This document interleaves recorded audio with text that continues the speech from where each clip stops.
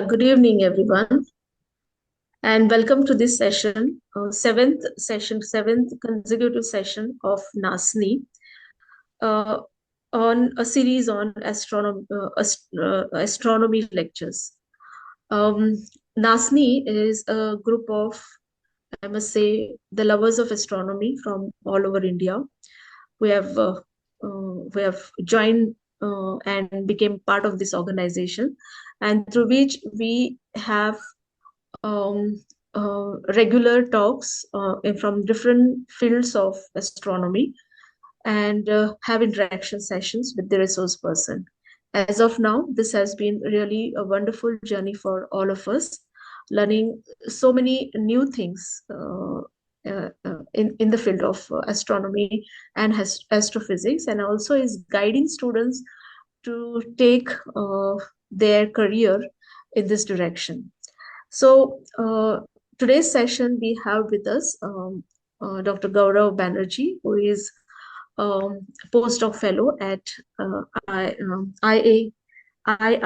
Indian Institute of Astrophysics, Bangalore. And he's going to deliver to us a talk on a very important and a topic that is very, very dear to all of us Indians, to know more about how India's space research began, India's space journey. It all started, we all know, from a very small church, Thumba Equatorial Space Research Center. That was, I think, in 1962. From there, the space journey has started, and today we all know we are number 4 in the world in reaching to various other objects in the sky, and that really has been a commendable thing that India has achieved. And we are very happy to have with us Dr. Gorov Banerjee, who is going to throw more light in this area of India's journey to the space science. Before I invite Sir to deliver his talk, may I request Professor Rekha Deka to kindly introduce our speaker for today. Rekha ma'am, yeah. Not Rekha, I am Ranjita Deka. Oh, I'm sorry. Professor Ranjita Deka. Okay. Good evening, everyone. To give a brief report, to give a brief introduction of Dr. Banerjee, Gorov Banerjee. Dr. Gorov Banerjee is an observational astronomer presently working as a postdoctoral fellow at the prestigious Indian Institute of Astrophysics, Bengaluru, and is stationed at the Vainu Bapu Observatory, Karvalur. His area of research is study of a special type of stars using spectroscopy. Dr. Banerjee has completed PhD and MPhil in astrophysics specialization, both from the Christ deemed to be University, Bangalore, India. A life member of the International Astronomical Union, Astronomical Society of India, and Indian Physical Society, he also has an MTech in Astronomy and Space Engineering from the Manipal University, Karnataka. Involved in astronomy popularization activities since over a decade, Dr. Gourav has delivered over 500 popular astronomy talks across the nation. For reaching to the larger mass, he has also authored 2 books on popular astronomy. First one is Becoming an Astronomer, which is the first book published in India that provides the details of how an Indian student can pursue astronomy as a... আমি একটা টকে আছি। আমি পরে phone করছি। And number 2, Mars, a Celestial Show, Stopper, which tells the exciting true story about how by studying a single celestial object, humanity's knowledge about science and technology has progressed for over 2,000 years. Both these books are available in Amazon. Thank you. Thank you, Ranjita ma'am, for making known resource person to us today. Thank you very much. May I now invite Dr. Gourav Banerjee to kindly begin the session. Thank you, everyone. Thank you, Ranjita Madam, and thank you, NASNI, for giving me this wonderful opportunity to talk. I hope I am audible to everyone and my screen is visible, right? Yes, yes, screen is visible and you're very much audible to Okay. all of us. Thanks to everyone. So let me begin my talk today. I am a bit sorry because we are facing one small electricity issue here. So yes, as we all know that today we will be discussing about India's journey to space, and as this has also been mentioned that we have started from very simple background, means we means here India. Presently, India is one of the great nations and one of the very powerful, one of the incredible nations who is whom we can consider as a space power in the world. But this journey from beginning from not even zero, I generally tell that beginning from minus.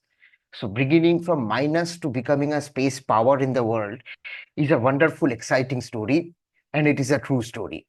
So it's a long story, and I would like to highlight some basic, very important points and some of the exciting points how this space journey started, where we are situated now, and where we are trying to go in the future. So, highlighting also some of the points that there are prospects coming for the young generation, the next young generation who wishes to take space science as their future career. So, this is the story of India's journey to space, starting from a small, almost negligible village, maybe a fishing hamlet village, and to Mars. Let us start.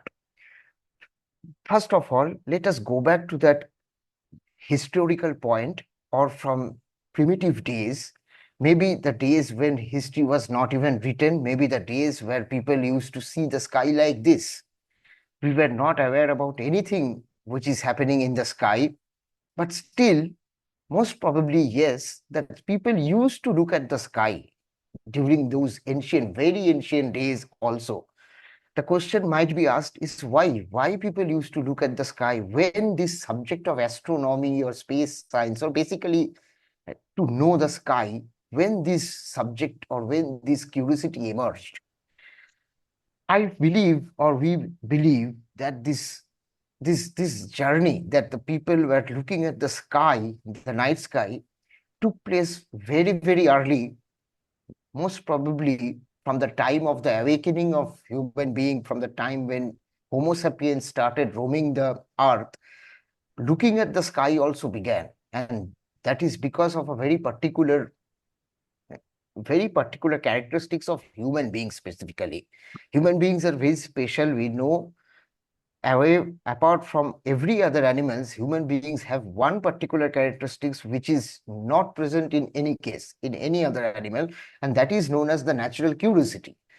So this was most probably because of our natural curiosity. Human beings started looking at the sky like this. Whatever is happening in the night sky, they will look, they will try to see.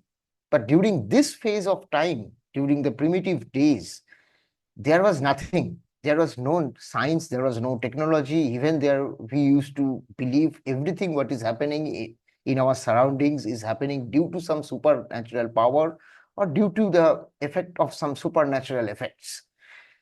So from those days were also, one thing what people used to do was to look at the sky, to look at the nature. However, as we have intellectual people, we have intellectual brains nowadays, there were also intellectual brains in those days also. Means some people who were bit apart from others. So instead of only looking at the sky, what they used to do is most probably observe them. Instead of only looking, they used to observe them. There is a difference between the terms looking and observing. When we say that they are observing, means they used to think, they used to see that same phenomena in the skies, the same objects in the sky, and that same things didn't appear as the same as it would have been appeared to others. And this scientific way, or maybe I will say this logical way of observing continuously, days after days, maybe years after years, ultimately gave us the first understanding that humans can develop, that humans can become more intelligent by understanding how nature works. So the process of how nature works began by understanding the night sky. How it began, we can show an example here. If we try to see this whole night sky, which was almost similar when the primitive human beings used to see the same night sky.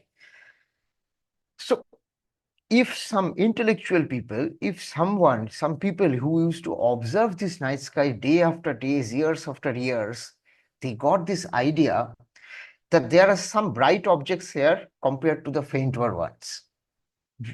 And we are standing in a time in the primitive days when we didn't know what are these objects, whether they are stars, planets, or something else. We have no other idea. To us, it is only objects. The night sky is full of such beautiful objects or maybe scary objects. And some of these objects are brighter compared to others. So those brighter objects, if some people started understanding that if we can join those brighter objects and make some patterns, maybe those patterns can resemble the patterns, or the resemblance of patterns will be like something which we know, maybe some items, some known items, some known animals, some known figures. And those patterns, if we can go on observing in the night sky, can help us in different ways. Those patterns are these patterns which we call as constellations nowadays. This is the night sky which we can see from India or from northern hemisphere. And now we can see that this night sky is divided into patterns. Some of these patterns are well known to us, like this. This is the wonderful pattern of Orion the hunter. Now we see another pattern which appeared to those people like a dog. So if we just put the known figures onto these patterns, this is how the winter sky looks to us. So these known patterns and these imaginary patterns came to be known as constellations. And this is how the people of the ancient times, we don't know at what time, but the people of the ancient times, thousands of years ago, even thousands of years ago, they were able to divide the whole night sky into these patterns, basically making the first map. The first map of the world, when people used to make the first map, were made through imaginary patterns in the night sky.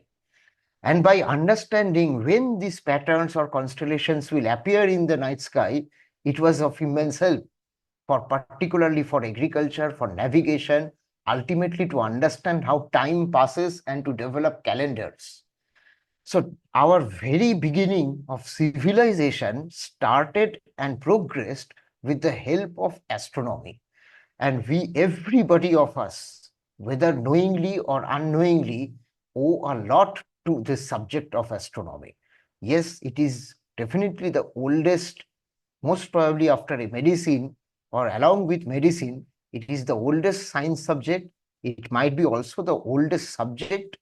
And definitely our progress, humanity's progress, is absolutely dependent on the progress of astronomy and space science, not from today, but from very, very earlier days.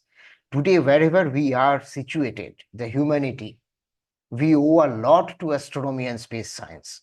So this is how the journey started of humanity, this progress of humanity or the civilizations of humanity.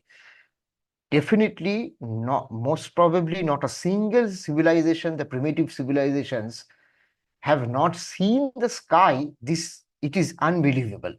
Almost every civilization, almost every primitive civilization, we have got proofs, architectural proofs or archaeological evidences are present that they have observed the sky. Sky observation was important for almost every known civilization. Now, gradually this started, and ultimately now we know that this set of imaginary constellations helps us till now. Till now, it helps us to understand the night sky, to understand how time passes, to understand how seasons come, and also to understand how we can use these night sky patterns for our agriculture. However, nowadays, in modern days, we have wonderful technological advancements. So in 1928, the International Astronomical Union, this is the largest body of astronomical rules and regulation formation body of the world. So this International Astronomical Union in 1928, they decided that we should divide the whole sky into 88 such constellations, and we all have agreed with it. Otherwise, it will be a mismatch, because if someone thinks that, okay, this pattern looks like a hunter to me. However, if you go to Indian mythology or Indian scriptures, you will see the similar pattern. In India, the constellation was not a hunter, it was a mrigo, a deer. So this can create confusions. If you go from one country to another and the constellation patterns are changing, then that can create a confusion. So we have now taken into consideration, following the norms given by International Astronomical Union, that from 1928 onwards, the sky will be divided into 88 such constellations. And these 88 patterns, whether they look similar to something or not, we will agree with it. These are all imaginary patterns, and this still now helps. So from those days, actually, from those primitive days, the concept of astronomy or the concept of understanding how nature works started helping us. However, it started progressing.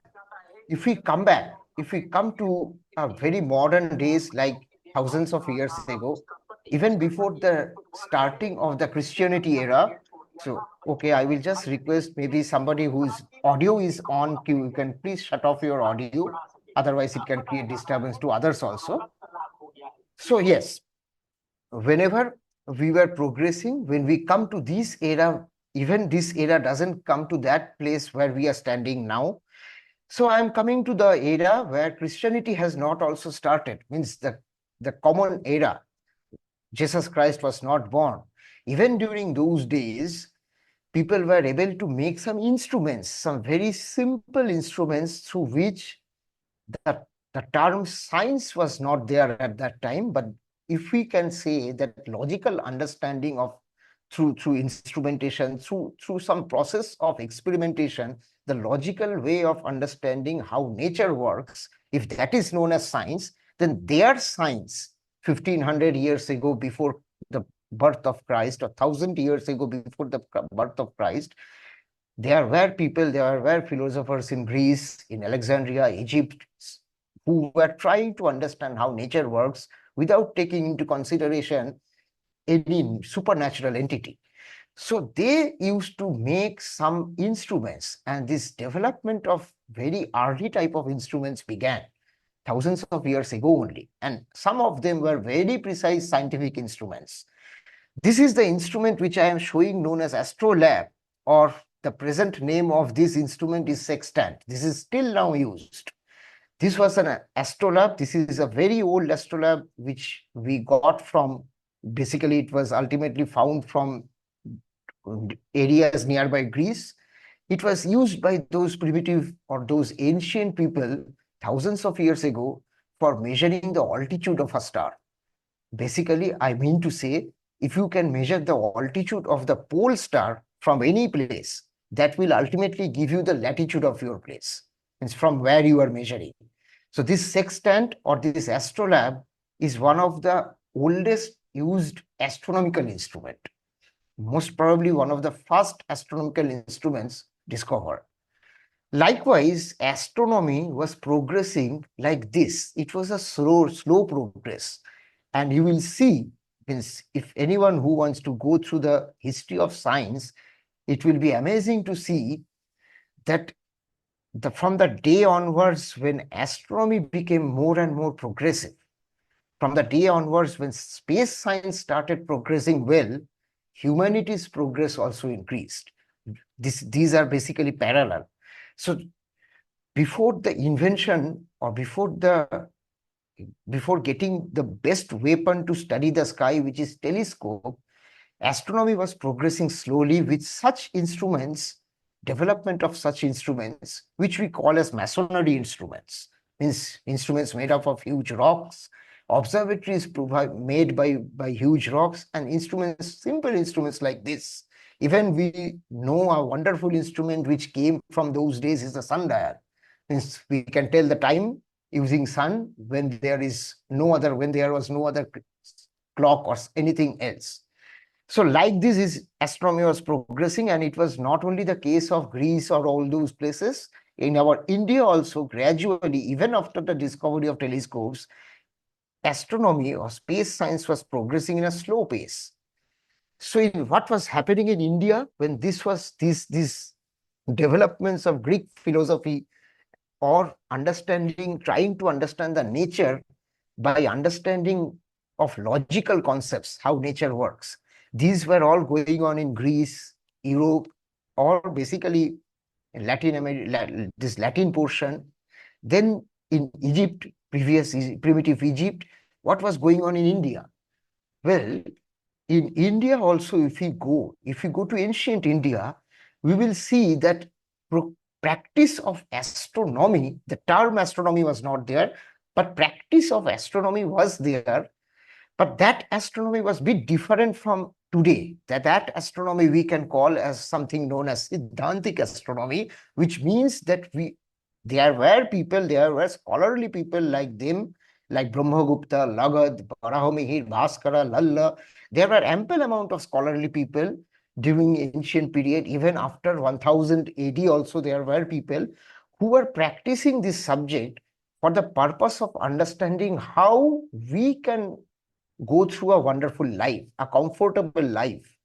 So it was more into practice of, if we want to make a ritual, if we want to celebrate a festival, if we want to cultivate, if we want to do agriculture. So there will be kings, there will be kingdoms who will recruit such calculators, such experts who can watch the sky and do such kind of calculations. I want to practice a ritual, or we want to do a festival, and you calculate what is the right time for calculating that festival, or for organizing that festival. Or even you calculate and tell us when we can do the cultivation of a particular type of crop, when we can perform some ritual rites or puja. So this was basically astronomy in a different sense was practiced for giving a comfortable life to human beings. During those days, it was more into astrological concepts, not into proper astronomy. However, there was one exception. And the picture we see here is of that great person, Aryabhata. Aryabhata was also an astronomer. He used to also practice astronomy to understand how it can help to make people's life more comfortable. He was a person who came during the period of around 470 or 480 AD, means after 480 years after the birth of Christ. But apart from practicing astronomy in that way, he was also investing time to understand how nature works. So basically, among the ancient astronomers of India, I feel we can call this person, Aryabhatta, definitely a great person and the first proper astronomer of ancient India, who used to also look at the sky using simple trigonometry, using simple mathematics, what was available to him. He used to try to understand why an eclipse happens. He was the first person in the world who explained how a lunar and solar eclipse takes place scientifically, not taking the help of any demon or any supernatural concept. He was also the first person in the world who actually measured the daily rotation speed of Earth. And yes, he was the person who used to believe during those days also that Earth revolves around the sun. So how we know about them? Because the book which he has, at least one book which he has written, Aryabhatyam, a wonderful, excellent book written during the time of around 500 AD, that book till now exists. So after the scholarly people, after the historians, the scholars who deciphered this book in modern times, we got to know that this person was a real genius during that time, during a time 500 AD. when basically the whole of Europe went towards a dark age. So after that, Aryabhata, the real practice of astronomy, which we can say started in Indian soil in a scholarly way, was in Kerala. If you go to Kerala, if any one of us can maybe travel back in time and go to a time of this period, 7th to 12th century AD, for around 400 years, if we to stay at Kerala during that time, we will see that there is something called as Kerala School of Astronomy. This was one of the, till now in the history, this is one of the largest astronomy school ever found in any place of the world, and also one of the largest and longest living astronomy practicing school in the world. It stayed for more than 400 years, producing more than 100 top level astronomers during those periods. I am just mentioning the name of this person from Kerala School of Astronomy, Nilakantha Somayaji, who actually was again a genius. One of his book also exists, Tantra Sangraha, which was written in the year of around 1500. So basically 43 years before the great astronomer Nicholas Copernicus told us and gave us the proof by mathematical calculations that yes, not we or Earth is not so special, but it is us and all other planets who are revolving around the sun. So basically, the concept of heliocentrism means sun at the center of our solar system is correct. So this was ultimately given and proved by mathematical calculations by what we know as Nicholas Copernicus in 1543. And in 1609 onwards, Johannes Kepler gave us the proof by his Kepler's laws of motion that all these planets and everything are moving around sun. Not only that, they are moving in an elliptical path. However, it is wonderful to see that both these concepts, that planets are moving around the sun in an elliptical orbit, is already present in that book, the Tantra Sangraha, written by Nilakantha Somayaji in 1500. So this was something wonderful. After deciphering these things, we understood that yes, there were some people in India during those ancient period also who were also practicing astronomy in proper sense of science, proper sense of logical understanding. But if we look into the overall picture, astronomy in India, that was very, very poor. Astronomy was not practiced in India, in every part of India, as a part of curriculum, as a part of one of the most important subject. That took a long, long time. Apart from these two or few examples, it is difficult to see that astronomy was practiced as a curriculum in India, but that was not the case when we go to Europe.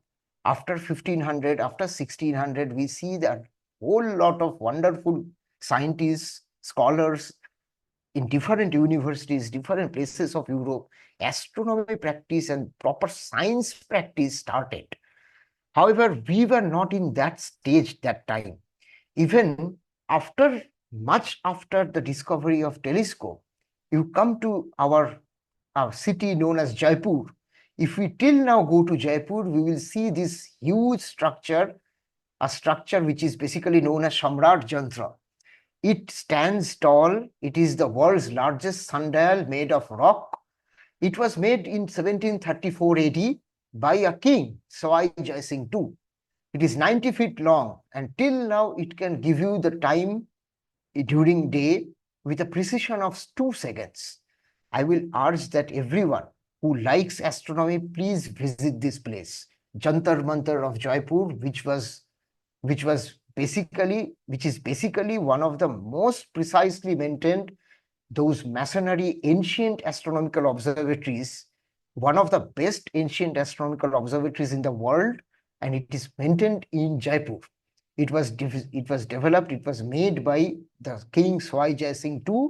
Apart from Jaipur Jantar Mantar, he also made another 4 Jantar Mantars in 4 different places. A part of another Jantar Mantar still now exists in New Delhi, you know all.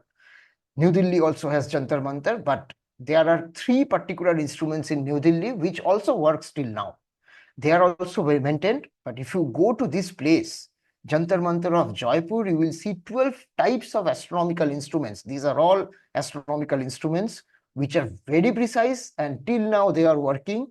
There are guides from Archaeological Society of India, Archaeological Survey of India. So you can definitely visit this place, that during those days when there were even some kings who were patrons of astronomy, and astronomy was practiced in this way before getting telescopes, before getting proper telescope technology. So this was the situation where we were standing in 1730s, 1740s. Astronomy was not practiced in a modern way in India for long. However, this journey, why I told about this journey, because this journey was about to gradually change, and it took time. It took long time. Let me give us an idea before that, what is a telescope? Definitely, we have to tell that telescope became the first, and till now telescope is the most important instrument or the weapon to understand the sky. This is how a telescope basically works. Well, light will enter through this tube of a telescope and through a particular lens, and it might enter through a lens, or it might also fall in a mirror. And ultimately the objective of the telescope is basically, when the light is going away from some part, we put another lens which we call as eyepiece, and this eyepiece magnifies the image. Basically, this is how we can see a faraway image becoming bigger. So when this instrument, a wonderful instrument like telescope, was invented in 1608, not by Galileo. We have to remember that the instrument telescope was not invented by Galileo. It was invented accidentally according to known knowledge, to known documents. We know now that the patent for inventing the telescope goes to a person known as Hans Lippershey, who was not a scientist. He was a spectacle maker from Holland. So in 1608, accidentally this instrument was invented, and the news of this discovery spread like a wildfire. Within a year, this genius, Galileo Galilei, sitting in Italy, he constructed his own telescope. And he was an intellectual, a great intellectual. He understood that if by this instrument we can see some faraway object becoming bigger, then what is the best use we can do using this instrument? We can use this instrument to look at the night sky objects. The night sky, or the sky objects, are the most faraway objects which we can see. So instead of looking into some terrestrial objects, why not look into those night sky objects? And this is why Galileo is famous. This is why Galileo was a genius. He was the first person who used a telescope to view the sky, not something terrestrial. And that day onwards, 1609, when Galileo pointed his own telescopes towards the sky, that day onwards, everything changed. The humanity's view about science, about everything, about nature changed permanently. That is why 1609 is known as the birth of modern science, the birth of modern astronomy, and basically the birth of modern thinking. From that day onwards, we are watching the sky using the most powerful instrument which we have in our hand, that is the telescope, and that has increased. The modern science has increased, the telescope technology has increased a lot, and now we can use telescopes to even understand how far away black holes collide. So this is a long journey. I will not go into that, but I will try to come to this point, that think about this particular small telescope which Galileo used, and we are now standing in an age where we have wonderful telescopes, extremely powerful telescopes like Hubble, like James Webb Space Telescope, which are sitting at space and looking the sky for us, understanding almost very, very far away details of the sky. This journey is again another thrilling journey, which maybe we can deal with this journey, the journey of a telescope, in some other time. However, why we need telescopes in space? That is also an important question. Because of this reason, maximum of the light, the term which we call as light, basically it is a form of energy which we call as electromagnetic energy or electromagnetic form of energy. Now this light is of different types. Basically this light is of 7 types. You see this X-ray, gamma ray, ultraviolet, infrared, radio waves, our infrared light, or even the light which our eyes can detect, visible light. These are all the forms of the light energy. So among these 7 types of lights, or basically among this whole range of light energy, our eyes can detect a very small portion of light. And this amount of light, or this range of light which our eyes can detect, is known as the visible window or visible light. So if we look at the sky always through our eyes or through simple optical telescopes, then we will actually miss many of the things. Means the sky will not reveal its actual glory to us. How we can understand that? We can understand this by looking into this picture. Look into this picture once. The second picture which you see here is how we see sun using our optical telescopes, or basically our visible light.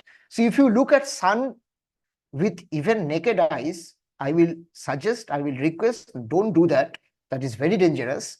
But if we look into sun using naked eye or using an optical telescope using proper filters, sun appears like this. But as we all know, even a child knows that sun is a burning ball of gas. Is it looking like a burning ball of gas? It will not. It is looking absolutely opposite. But same sun, if we look through an infrared telescope, sun will look like this, the first picture. The same sun you view through an ultraviolet telescope, we will understand the third picture that no, sun is definitely something dangerous. It is not looking as calm as we see through our visible eyes or optical telescope. And at the end, if we look at the sun using an X-ray telescope, sun appears to see, or sun appears to reveal its actual glory. It is actually a burning ball of gas. It is actually extremely dangerous. Just think, my friends, if our own, the nearest star to us, actually hides its so many identities, actually hides its real identity in visible light, think about the whole universe. Think about if we only have an eye which can only detect this visible light from here to here, very small amount of electromagnetic energy. We have to look into the sky using all the available electromagnetic spectrum or electromagnetic light energies. Then only we can understand how the universe is, what it tries to tell us, to understand what is going on in the universe, the physics of the universe, the astrophysics, the astrochemistry, the astrobiology. Everything will get revealed to us if we can see the universe using all the eyes which we have. Otherwise, if we only use visible light, it will be like the blind people trying to understand how an elephant looks like. And that is why we understood that we need multi-wavelength astronomy. Present days, we have telescopes which can detect not only visible light, but all the other forms of light energy which is present in the electromagnetic spectrum. So using these modern telescope facilities, we can actually understand, we can actually see the sky in an absolute different way, in the real way. This is the picture of something very prominent, it is a pride of India. It is known as the Giant Meter Wave Radio Telescope System, which is situated in a place near Pune. You see, there are antennas like this. Each antenna is 45-meter diameter, and there are like this 30 antennas.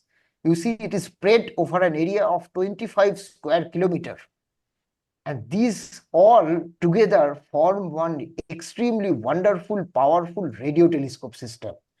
What I want to convey is we need telescopes to look at the sky in all different ways. The electromagnetic energy is present.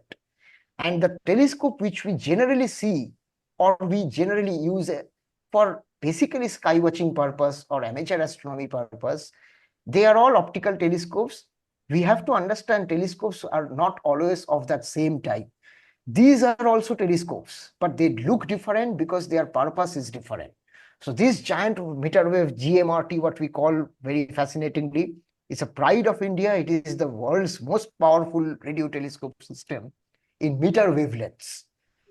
So basically, combining together, this system provides a virtual telescope, a virtual radio telescope having a diameter of 25-kilometer mirror. Just imagine. And apart from that, we have wonderful electronics through which we can use each antenna of 45-meter diameter as a separate radio telescope also. So this is how nowadays astronomy works. Astronomy is much more advanced than many other even science fields. And when we come to optical telescopes, yes, we have professional telescopes placed in different remote places of the earth. And these professional telescopes are placed in, something known as observatories, astronomical observatories. You see the first three pictures, these are some of the most prominent astronomical observatories of the world. And the last picture is an artistic impression. So this is going to be the 30-meter telescope, the world's largest optical astronomical observatory, which is going to come up most probably in Hawaii in next few years. So these type of telescopes are used to study the sky, to understand the sky in reality. Do we have such observatories? Definitely yes, my friends. Definitely yes. As I have told that India is a power. India is one of the most important space powers in the world, not only in space science, but also in astronomy, astrophysics. I have already shown you about radio astronomy. Now let us come to this. Astronomy in modern India. We have come a very long way.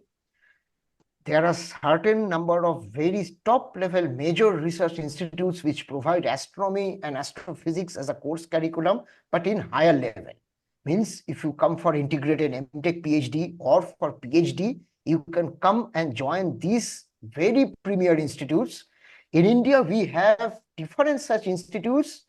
I am just showing some. You see, the first is IIA, Indian Institute of Astrophysics, Bengaluru, which is a prominent institute in India and also in Asia for optical astronomy research. Then we have in Pune, IUCA, Inter-University Center for Astronomy and Astrophysics. Definitely, we have ARIES, Nainital, Aryabhata Research Institute of Observational Sciences. This is the third picture is SN Bose National Center for Basic Sciences at Calcutta. We have this one complete university for astronomy and astrophysics and space science known as Indian Institute of Space Science and Technology, IIST Trivandrum. Again in Pune, we have NCRA, National Center for Radio Astrophysics. And the last picture, most probably many of you will recognize the famous IISC, Indian Institute of Science, Bangalore. Likewise, we have major premier research institutes, mainly government-funded central government institutes, who are providing courses in astronomy and astrophysics. And anyone can take a curriculum of PhD or integrated MTech PhD in astronomical instrumentation by clearing some national level exam like NET or JEST or GRADE. So likewise, we are having some very modern premier institutes in India. However, as I am coming from Indian Institute of Astrophysics, I would like to highlight that this is an institute which is headquartered at Bangalore, and its main focus is basically optical astronomy. So it is an autonomous institute under DST, and its main focus is optical astronomy. And as a result, we have 4 particular astronomical famous observatories in different parts of India. One is the place from where I am today giving the talk, the Kavalur Observatory, the famous astronomical observatory of India. We also have a solar observatory, Kodaikanal. And basically, if you go to the history, you will see this Kodaikanal Solar Observatory is working finely for 125 years. Then we also have a radio observatory near Bangalore at Gauri Bidanur, and definitely an excellent astronomical observatory at Ladakh, very near to China border, a small place, small village known as Hanle. We have We call this astronomical observatory as Indian Astronomical Observatory. Just to give a glimpse of these things, see, this is the place where I am situated now, Vainu Bappu Observatory at Kavalur. If you want to read little bit more about this observatory and its history, you can go to this particular article and read about it. However, this is known as, we can sweetly say that this is regarded as the telescope town of our country. There are all these sets of telescopes, so many telescopes, and it is at the top of a hill covered by the Nilgiri forests, the deep Nilgiri forests. So I know that there are different places in India. It is summer now. It is very hot, but I am not facing that summer. I am in a wonderful place like this. But it is covered with forests. I am situated somewhere here and giving you the talk in their guest house. So this telescopic observatory mainly is composed of optical telescopes of different sizes for different purposes. And there is this particular telescope, which is this one, which is known as the Vainu Bappu telescope. The 93-inch is the diameter of the mirror of this telescope. Just to give you a understanding, just see, this is the building which holds the telescope, and see people standing near the telescope building, how small they are. So this Vainu Bappu telescope was the largest optical telescope in Asia till around 2010. Presently, it is not, because the largest optical telescope in Asia is also again present in India. It is the Devasthal Optical Telescope near Nainital, which is owned by Aries. So it is our pride, but yes, we have to understand that this telescope, this Vainu Bappu telescope, is a historical one. It is in service for around 40 years now, and this whole system was the first indigenous professional telescope of India. It was made in India. Even the building was made in India.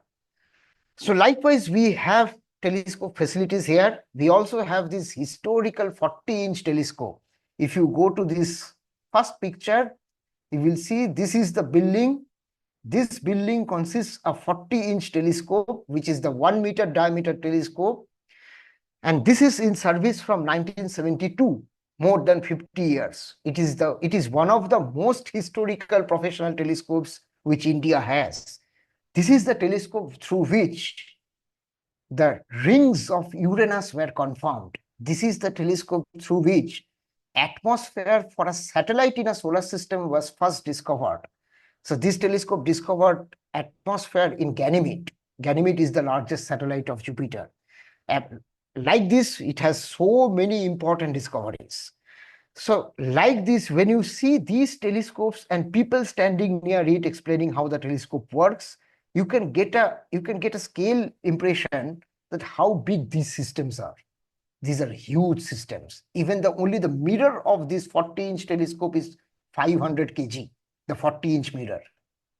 So with these kind of telescopes, we can perform astronomy, real astronomy. Let us go to that place. If you ever book a flight from Delhi to Leh, if you can get this flight in the morning session, in the early morning session, you will pass this wonderful flight journey. I do consider that this is one of the best flight journeys an Indian can take inside India.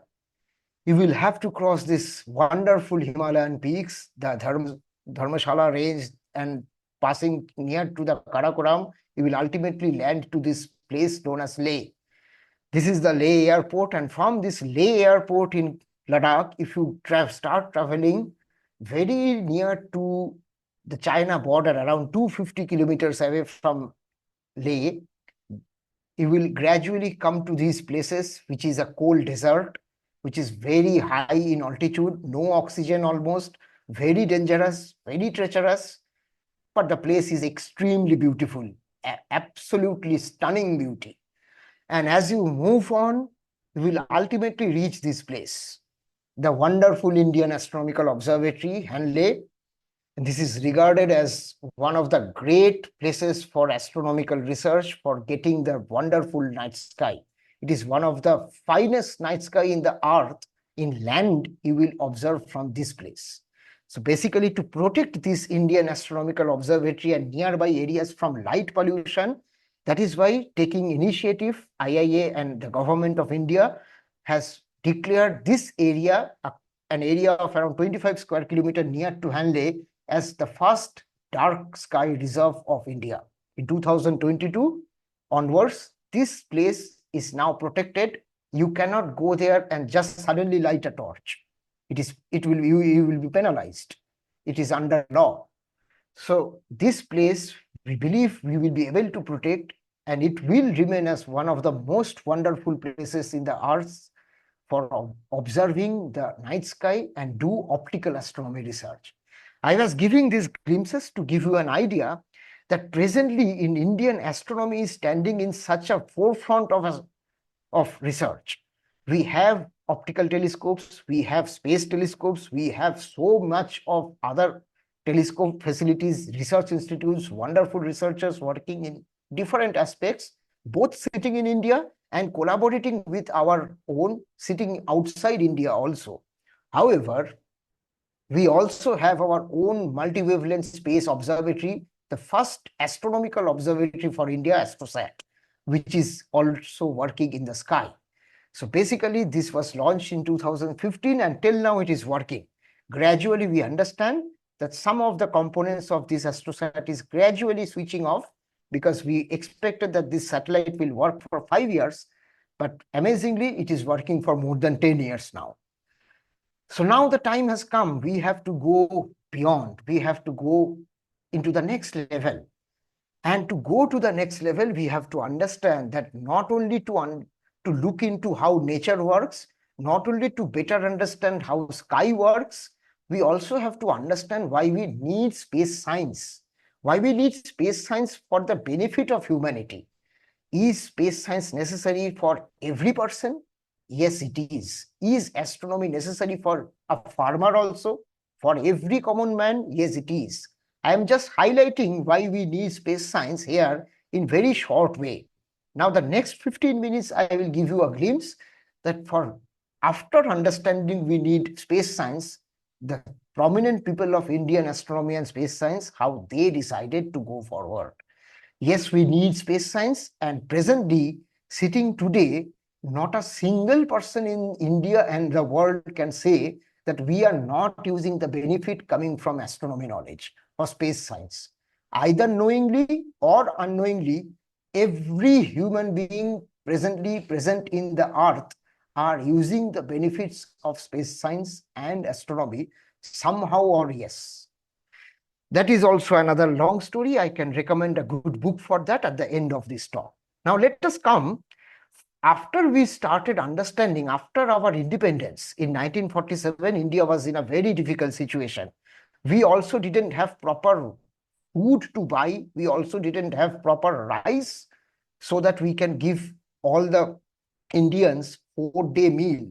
And that is why in 1951, ultimately one circular came from India government that every Indian please keep one meal. Why? Means do not take four times meal. Why? Because in 1951, India was in a very troublesome situation. Just a newborn country having nothing, everything, almost everything looted away by the British. Almost everything. And we were in a situation that we have to buy rice from outside country if every Indian will take food or rice 4 times a day. Presently, India is one of the premier producers of rice in the world, and surprisingly, the countries from which we used to buy rice during that time, we produce them rice nowadays and earn revenue. How this shift happened within 50 years? Let us come to that story. That story also begins very far away in history. If you go to the space science history, you will see the rockets. Rockets were first invented by the Chinese people around 800 years ago. These were very simple rockets like this, using gunpowder, like what we use nowadays for firecrackers. However, these rockets were not used for any particular purpose way. Particular purpose-built rockets were not there. Most probably, they used to also use these rockets for fun, for firecrackers, but for some purpose, rockets were first used again by an Indian.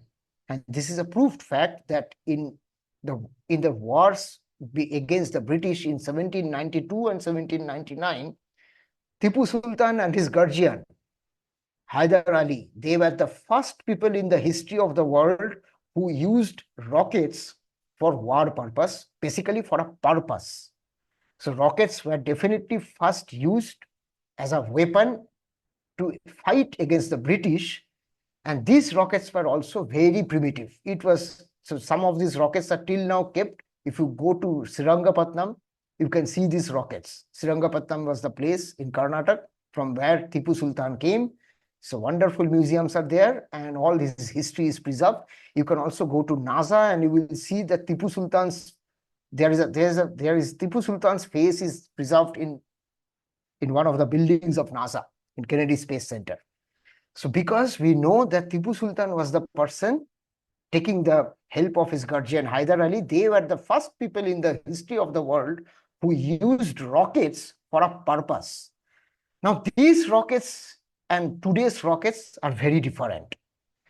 For war purpose, these rockets were used, but basically, we can use rockets for some scientific value was first understood by a Russian.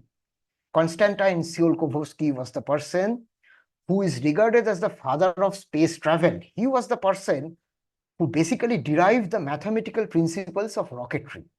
And he was the person who in 1903 suggested that not by using gunpowder or solid fuel, we have to use liquid fuel to power the rockets with larger velocity.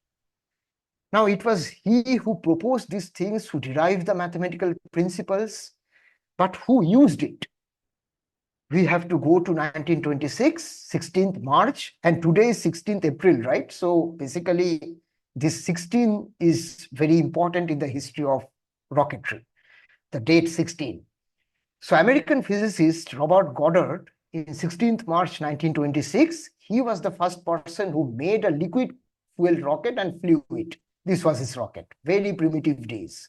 From that day onwards, rocketry started, and we all know we had to wait for another 30 years that the first man-made satellite was launched in space was in 1957 by Russia, Sputnik 1. Then the first human being who went to space, again after 4 years, 61, this great person, Major Yuri Gagarin from Russia. And gradually, by the end of 1970, people even went to moon and came back without harm. So this was the situation till 1970, when America, Europe, and even Russia were definitely progressing. They were in a different level. But what India was doing that time? What was the situation of space science in India? It was horrible. It was unbelievable. Basically, now if I come to that day, India was not having any office, but there were some people who thought of it. They had no good laboratory. Even they were not having proper funding, but there were few genius, few intellectuals, few visionaries who thought of something great. They understood that we need to develop a space program for India. And that is why in 1963, these few people took the initiative and launched a rocket from a small fishing village. And that created history. So these are the people: Kalam, M.G.K. Menon, Vikram Sarabhai, the father of space science in India. And this initiative started the Indian space program.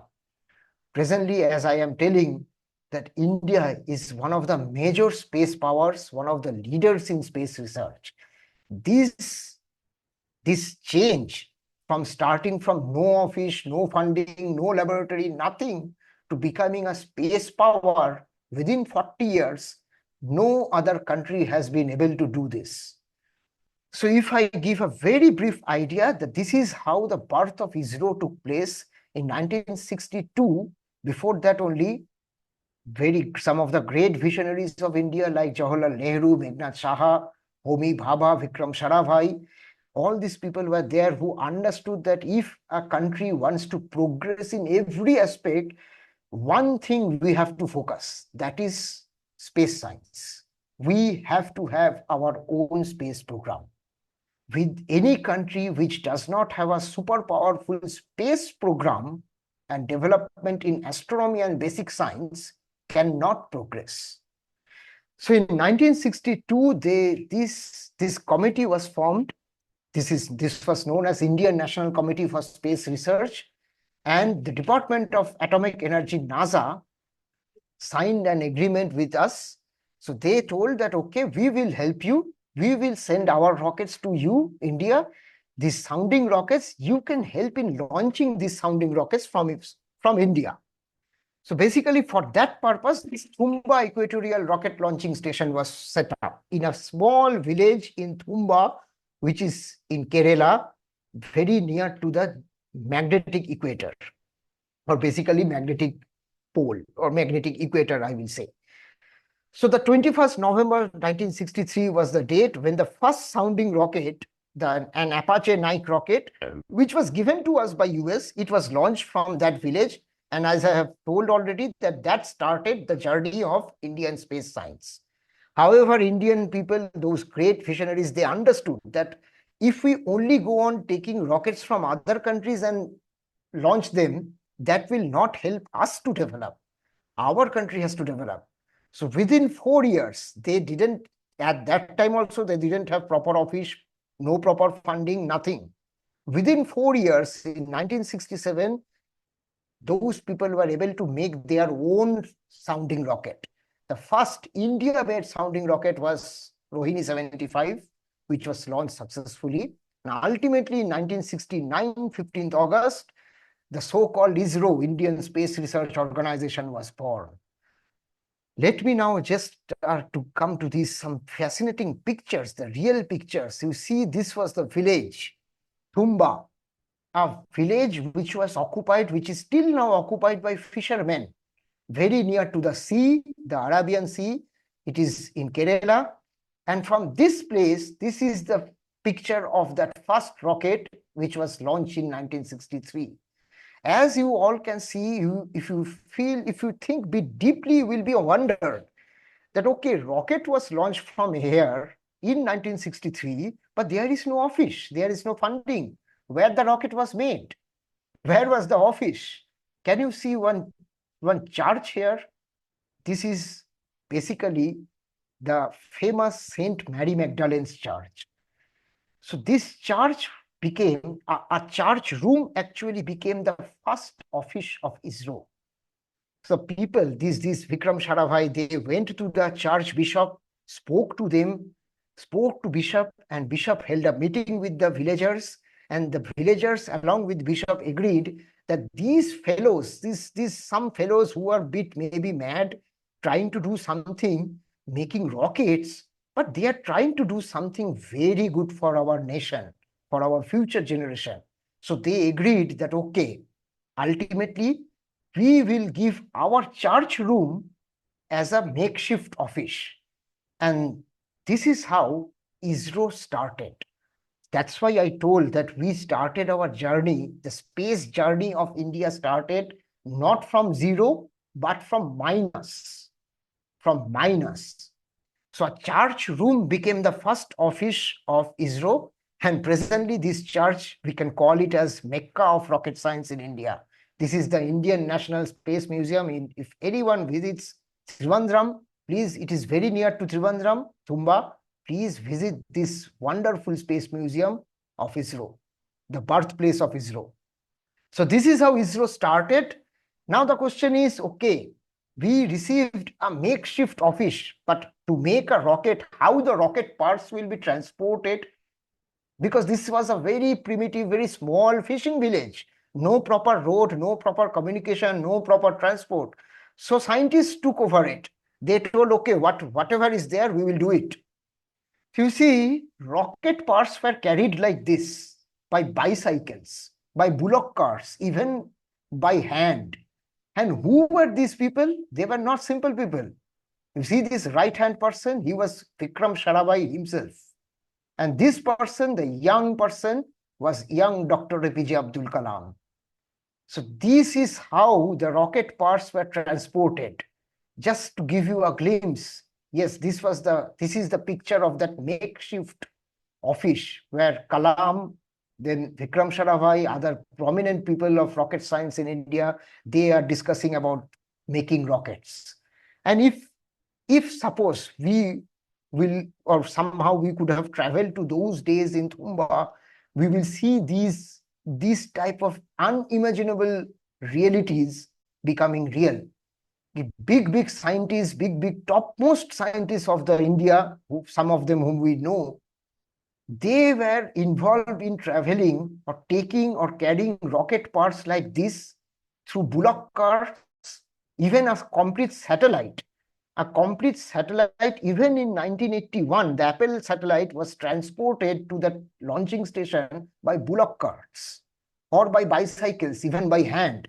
See, this was a very natural phenomena or natural scene in those days, Thumba.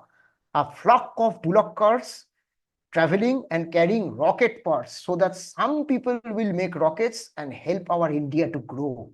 And that actually happened. We started our journey from that way.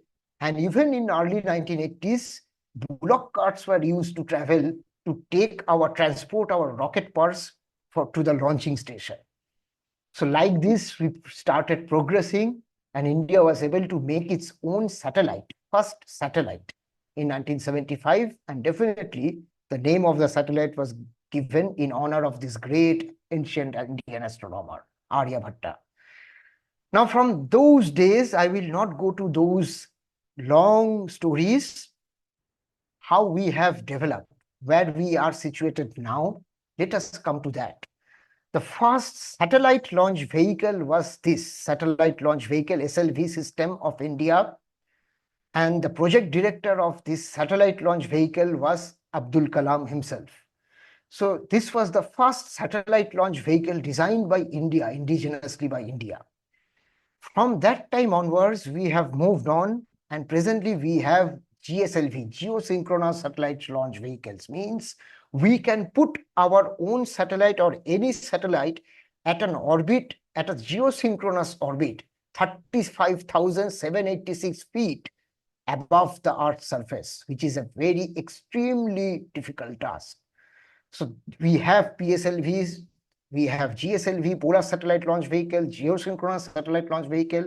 We have our own vehicles, satellite powerful launch vehicles, which can carry satellites and place them even at geostationary orbits. Even our rockets can carry a satellite or an instrument to Moon, to Mars. And now we are in the position that we are developing a human space flight mission, the Gaganyaan. So presently, we don't have that primitive rocket launching center.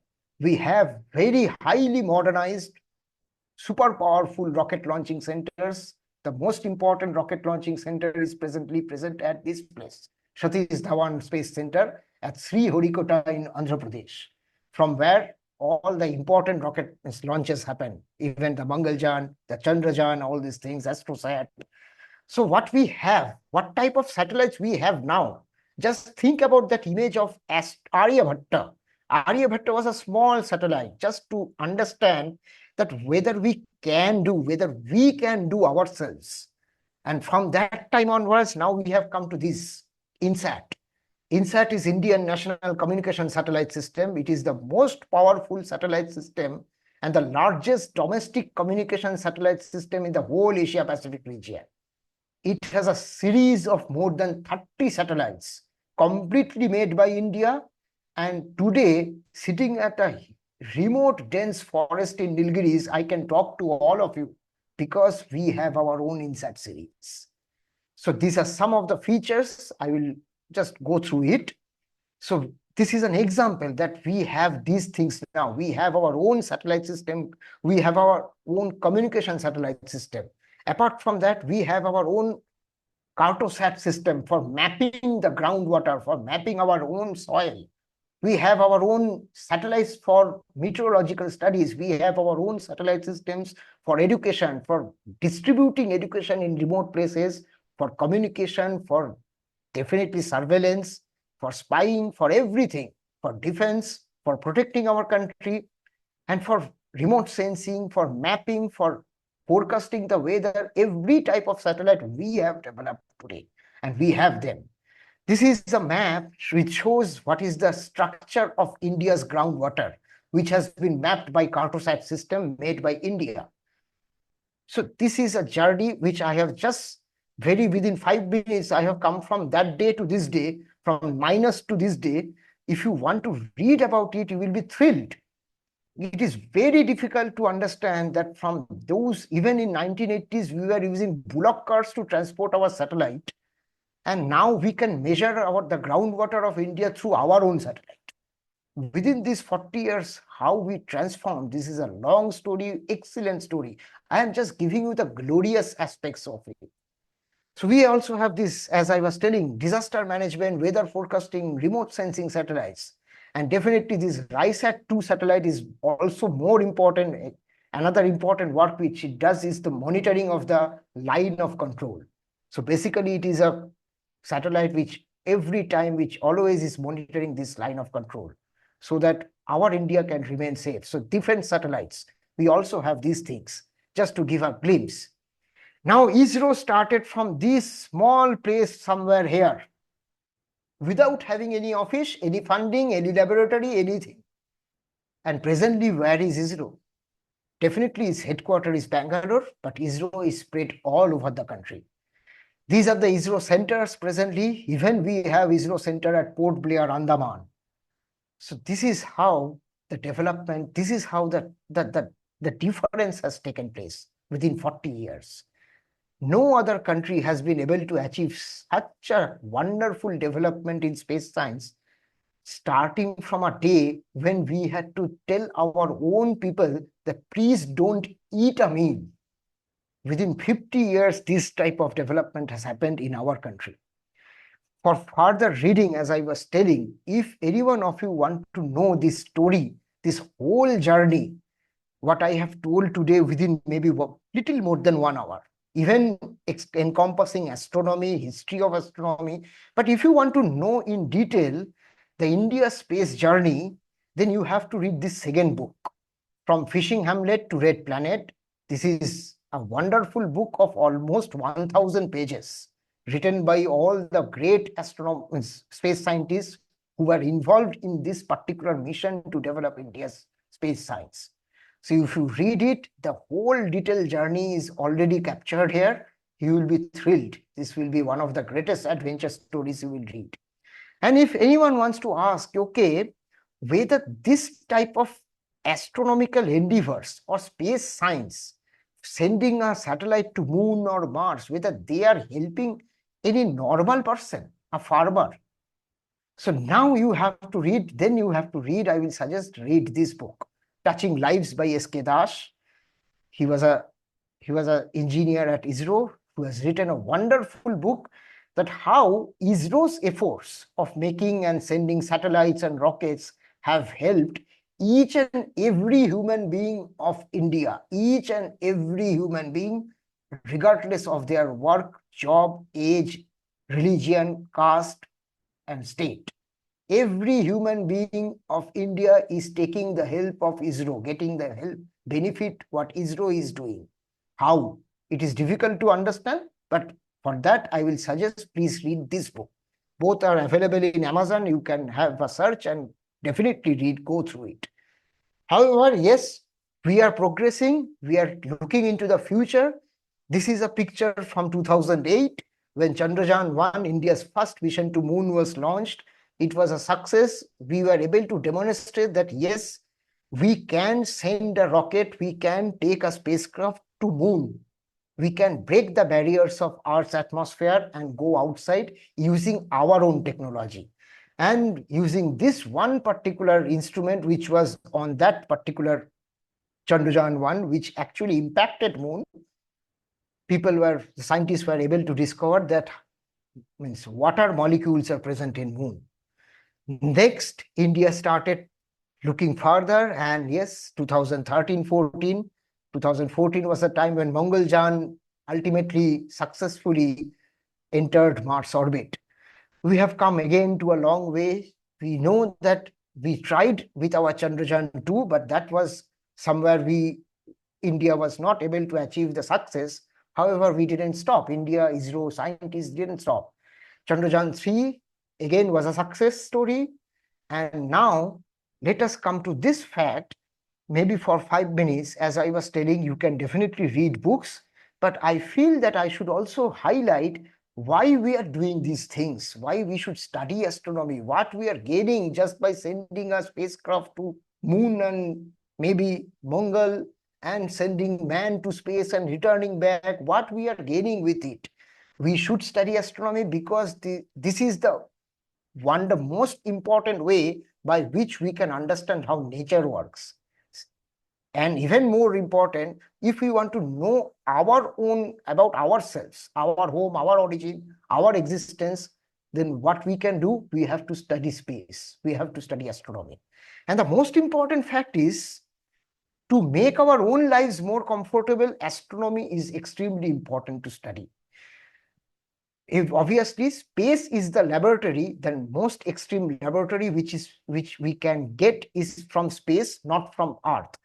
To give a example, let me come to this very prominent, very familiar picture. You see sun, we have already seen that, and we have understood that just by looking at this setting sun, we will not be able to understand that sun is a burning ball of gas. But if we look at this sun using some other way of telescopes, then we understand that sun is a burning ball of gas. I was telling that the most extreme laboratory, natural laboratory we get in space. How? Let us give this example. You see, sun is a burning ball of gas ejecting matter almost every second, and some of this matter which ejects definitely is in the form of extreme plasma, hot plasma, which we call as solar flares, extremely hot matter, gaseous plasma matter.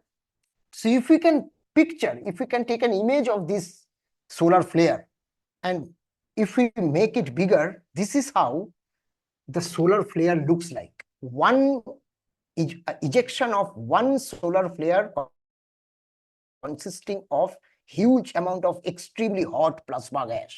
And just, my friends, look at this place. Near to one solar flare, if we put our own Earth, how our Earth will look like. We have to understand sun is extremely big. 13 lakh Earths will fit inside one sun. Now come to space. Go beyond solar system, beyond our galaxies might be. There is no way we should think that this sun is extremely, definitely it is extremely important. It is a very important star for us, but it is the most extreme star in the universe. It is the most largest star in the universe. That is not the case. If we go to the most extreme, most largest stars and make a picture like this, comparative picture, then our sun will look like the same way Earth is looking here. Come to this picture. This is one of the largest known stars, NML Cygni. And if we put our sun in front of it, the sun will look like this, one pixel, like a dot. So this is why I was telling that this is a simple example. I feel everyone now can understand why I told that space and astronomy provides us the most extreme laboratory to study, to understand how nature works. And definitely, as I was telling, astronomy exploration, understanding about astronomy makes people's life comfortable. How is it? Can we think of something from this picture? Apollo 11, which took successfully man to moon. So man going to moon and safely returning back to Earth. What normal people got from it? Was it a benefit for normal people? Yes, it is. How? Let's see this. For development of Apollo mission only, so many inventions have come, starting from proper house insulation, even water purification process, what we call as aquaguard nowadays, even programmable pacemakers, improved kidney dialysis machine, deep freezers in personal refrigerators, memory foam, and this list is a huge list. So these are some small examples which were all developed, which were all discovered and invented for sending man to moon only. And nowadays, just think how many people are getting benefit from a pacemaker, programmable pacemaker, from an anesthetic gas analysis machine, from a proper kidney dialysis machine, from deep fridge, from house insulation, from water purifiers. Almost every city person uses this. This is a long list, my friend, and that's why I was telling you should read that book, Touching Lives. You will get a more important, more insightful meaning how astronomy and how understanding whether there is life outside space or not, or outside Earth or not, those absurd type of looking knowledge also helps us. Astronomy is extremely important. If humanity has to progress, we have to spend money for astronomy research and space science research. So yes, if you again want to go deeper, to understand much more deeper in a bit more different way, I can suggest this is also another book. Maybe this is a self kind of, self-advertisement. So when India was able to send its mission to Mars successfully, I was very busy during those days for TV interviews in 2014, even talks here and there, different talks. So one thought came to me, okay, is there any particular astronomical object? Is there any celestial object, one single celestial object in space, by studying which, by exploring which, human knowledge has progressed in science and technology the most? Every aspect of science and technology, humanity has progressed the most by studying or exploring only one particular celestial object. Such a celestial object exists or not? And amazingly, I found out that yes, that celestial object is Mars. So I was very much fascinated and thought that, well, this is a great adventure story of humanity, that how by exploring only one celestial object for 2000 years, humanity's progress in science and technology has ultimately reached this stage.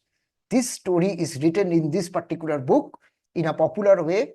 So it is also another example that just by looking into Mars, just by studying about Mars, how human beings have progressed in science and technology. If anyone is interested, you can have a look into this book also. I guess today I will stop here. Already I have taken more than 1 hour. And if there is, thanks to all of you for listening, for your patience, and for giving this opportunity. Thanks to NASNI, thanks to Hemant sir, thanks to all of you. And it was a wonderful time for me. If there is any question, if there is any comments, I will be happy to answer if I know. Thank you, everybody. Thank you. Thank you, sir. That was really a wonderful session. And I think we became richer in knowledge about how astronomy began in India. And those pictures that you have shown about Kavalur Observatory, very mesmerizing for me because I have visited this place somewhere in 2006. And I must tell everyone, this is what I used to say, that this is the Matheran of astronomy in India, because the place which those who love astronomy should visit this place at least once. So thank you. I will now open the session to all the participants. If you have any questions, you can ask now. Thank you. Thank you. Maybe we could ask this. Yeah, Aluwale sir, I can see he has raised his hand. Dr. Gaurav, Thank you, Namaste. a wonderful, passionate presentation, I would call it. What a wonderful communicator you are. Thank you very much, sir. You kept us glued to your presentation. The narration and the pictures are so nicely built up. I must congratulate you for that. Thank you. And astronomy is a subject like that, I guess. Yes. But the story has to be woven, and you have shown that how beautiful stories can be woven. It was a master class for I think us. That's just great. Thank you. I really like that you have written a book also, and that's not a very costly book.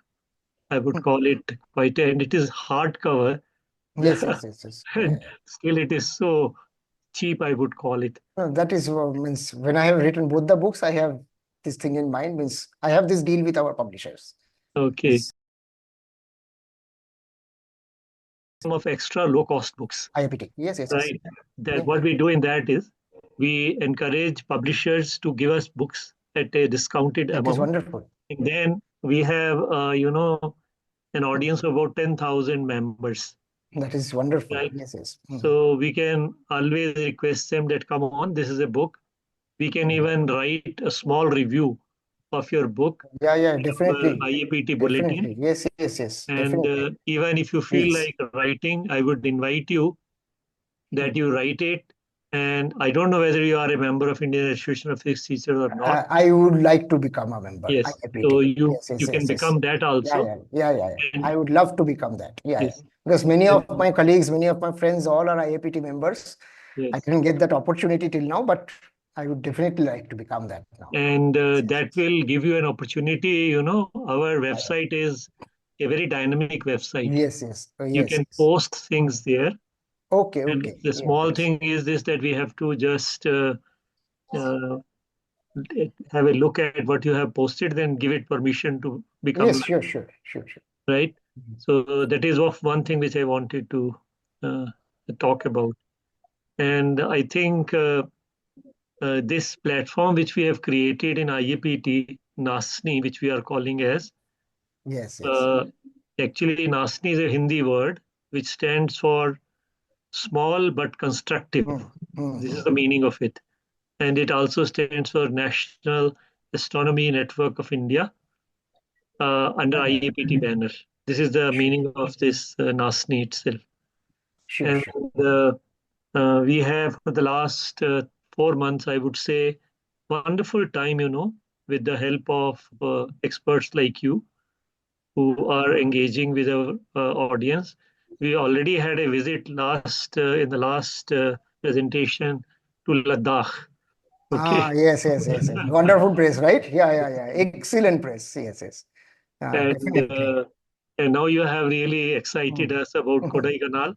Uh, And I will also like to request from IIA, please visit. If you can visit, if you want to visit Observatory of Kafalur, please visit, because uh, nowadays we have opened it for local public also, general public, even for students, teachers, everybody. So it is in now fact, not a closed circuit. we were Everybody can visit it. we were thinking of Yes, yes. launching, a Mm. astro tourism Yes, via yes, please. IAPT itself. Please, please. And Yes, yes. maybe then we can make a plan. We Mhm. can reach out to you, spend Sure, three, sure. 4 days, Please. look at the Even sky. every day, schools and colleges are coming. Today also, some school came with 150 students. So I was a bit busy I there. hope there Momentum. must be a lot of place to stay there. There is a nearby place. In the inside, the accommodation till now is limited around to 20, but there is a resort which has up to Yeah, 400 accommodation in event right, tents. right. So which is 3 kilometers away from the observatory. So we means officially we don't have a tie-up, but naturally they are means many people who are coming here, they stay there. Even there are telescopes there. They do show the night sky. You all can also bring your own telescopes. And in the observatory, we have now gradually developing a proper tour program for any I public. am Yeah, yeah. speaking from Shimla, and I'm very fond Ah, of hills. yeah, Okay. yeah, please come. Yeah, yeah. It Himalayas, will be wonderful. unbelievable. Means I am fond of Himalayas. I worked in Aries. Yeah, means Yes. unbelievable. Himalayas means I cannot forget the beauty of Himalayas. Every maybe 1 or 2 years, I go to visit Himalayan places. Yes. And And yes, definitely Gaurav, this. there is Yeah, one thing more which I got from your presentation. yeah. I saw that you gave a very interesting presentation about uh, the Aryabhatta. Yes, yes, You yes, yes. talked at length about his achievements Yes, yes, and yes. his book also, or his Mm. work known as Yes, yes. Aryabhatti. Yes, yes, Bhatti. yes, yes. Yeah. Uh, Aryabhatyam. Yeah, uh, yeah, yeah, yeah. I think we would love to have a lecture on that from you if you will find time. Uh, I And can actually arrange, I mean, since these are all scriptures, so mm, we have some people who are experts in deciphering those scriptures in archaeoastronomy. Now, okay, they are also astronomers who are working now at IIA and in Bangalore-based organizations. We can arrange a talk with maybe Dr. Shubha Madam, who is mm, an expert, or Dr. Balachandra Rao, yeah, who are yeah, experts in yes, Indian actually a lot ancient on astronomy. a lot Yes, yes, about him on yes, the yes, Facebook. Yes, we yes, can. yes, yes. Basically, because they will be much more important in deciphering or telling about these things. So the Kannada texts and Kannada, ancient texts of Kannada are now being deciphered. Gradually, we are in the process of deciphering those. IIA has taken this initiative that is done at IIA by some, obviously, IIA outreach team and the archaeoastronomy team. So this IIA also, I guess, IUCA, they are trying to spread in every state of India in future.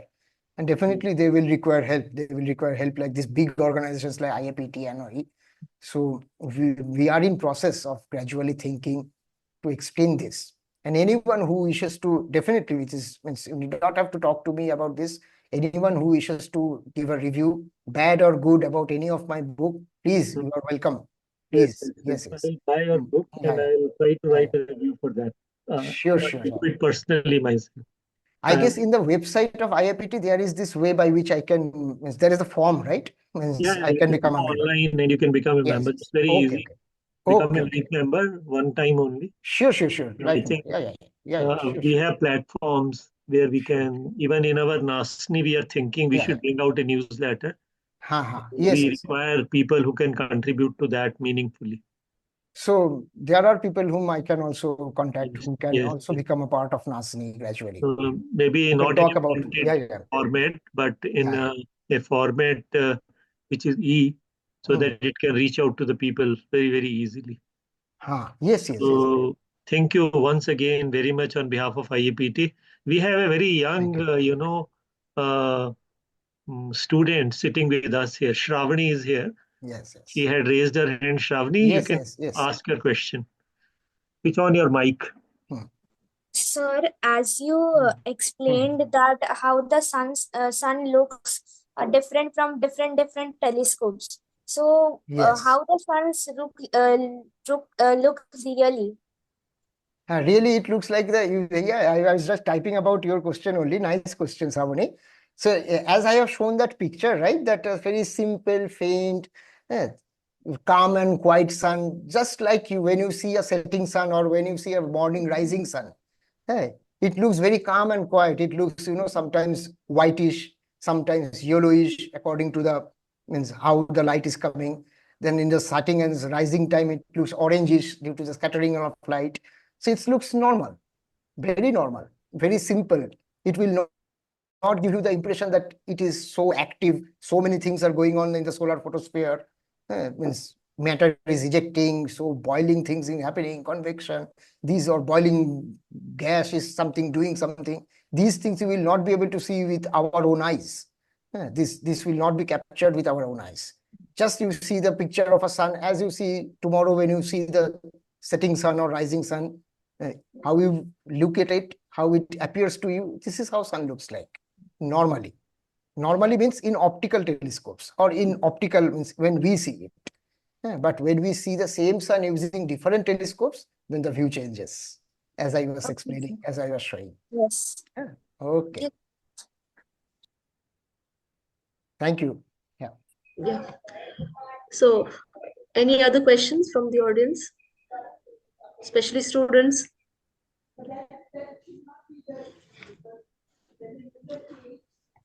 Hemant sir आप कुछ कहेंगे? Yes, madam. I have enjoyed this talk thoroughly from first slide. Dr. Gaurav has explained everything which was required for this gathering of NASNI because we want to learn about the sky as well as the growth of Indian space technology. And you have covered almost all the topics. Thank you very much, Dr. Thank Gaurav, you, sir. for Namaste. sparing time for us from your very busy schedule. And And as I'm Dr. happy to has, do that. Yeah. I'm happy to for this initiative which has been taken by IAPT. I'm very happy that this type of initiatives are coming because we thank you. need these initiatives. Yes, yes. Thank you so much. And we will really enjoy the books we have told us. We will Hmm. purchase and we will find so many Definitely. things from those books also. Sure. And we invite you to IAPT as well as to Sure. NASNI Sure, to sure. give us more knowledge of your treasure. Thank you so Sure, much. sir. I'll be happy to do that, sir. Thank Thank you. you, sir. Namaste. Yeah, thank you, sir. Thank Uh, you. any more questions from the audience? Okay. If there are no more questions, let me uh, officially thank today's resource person, Dr. Gaurav Banerjee, for this wonderful session that we had today.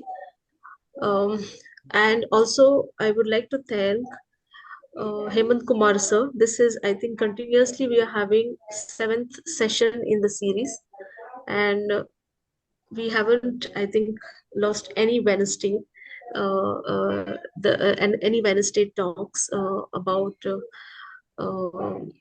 which are related to astronomy. Thank you, sir. I would like to also place my gratitude to Madam Ranjita Deka and the president of IAPT, Professor Aluwalia sir, who have, I must say that sir has been our guiding star throughout the journey of this NASNI, which is really doing great work. And once again, let me put my gratitude to our speaker today. That was a really wonderful session. Thank you, everyone. Thank you. And Thank join you Thank us very you. much. next time for the Thank you, next madam. session. Thank you. Thank you, Thank sir. you, Aluwalia sir. Thank you, Thank Gaurav. you. Thank you, Alu Ali sir. Thank you, Hemanji. Thank you, everyone. Yeah, thank you.